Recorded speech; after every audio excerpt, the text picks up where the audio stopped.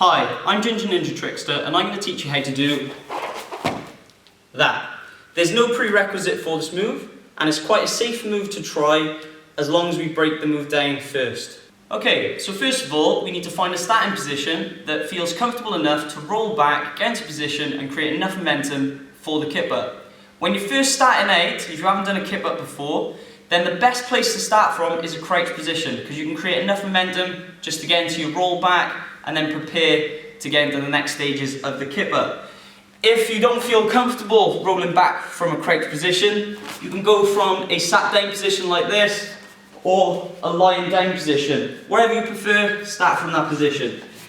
Right, I'm going to pick this one because this is the easiest position when you're first doing it. Right, okay, so all we're going to do from this position, we're going to roll back, and as we roll back now, we're going to make sure our lower back and hips are up.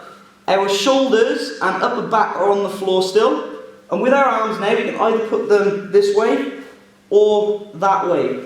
If we're putting them this way, then that will help us with more advanced moves when we go further on, like the rubber band and things, but you can also do rubber bands this way. It's just a little bit more difficult. Wherever you prefer, that's the way you put your arms. Right, okay, so when we roll back, we're just going to get into position, make sure our hips are up. The reason we're going to make sure our hips are up is so we know when we're going to kick up, it kicks up at that angle and it gives us more height and momentum to get back onto our feet. But all we're going to do first of all is just roll back and go into this position ready, either hands this way or hands that way. Make sure your hands are placed just above your shoulders. When you can roll back and get into position, you are ready for the next stage. So what we're going to do, start from our crouch again, we roll back, get into position, and from this position now, all we're going to do is a little kick up. Now, what that kick up will teach you is your legs are going up first. Now, what a lot of people's problem is when they first start out, they're trying to kick out and land straight away. So you end up doing something like this, common mistake, and then people wonder why they can't do a kip up. So this is going to teach us to go up first, rather than having a kip up. If we do manage to land it, we have bent knees like this and end up damaging our knees. So we want a nice kip up, so we're learning to get that kick going up first before we start to fold.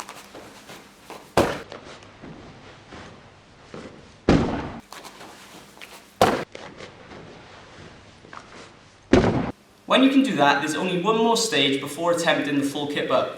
So we're going to go into our crouch position.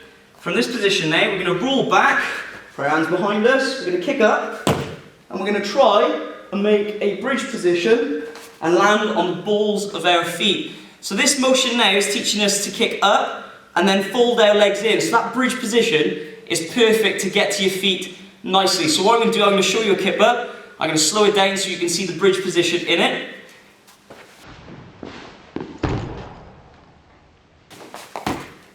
Yeah, whereas normally what you tend to see is people kick straight out and try and fold. You're going to end up doing what I demonstrated earlier and damaging your knees. So all we're going to practice is just rolling back and trying to start to get into that bridge position. Make sure you land on the balls of your feet to absorb impact.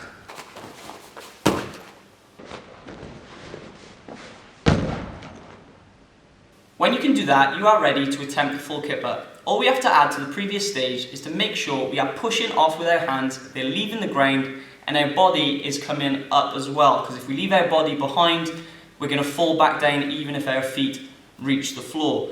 So make sure when you attempt the kip up, you are kicking and pushing as hard as you can, getting into that bridge position, landing on the balls of your feet, and your body is following you up. Once you can do that, then it should look like this.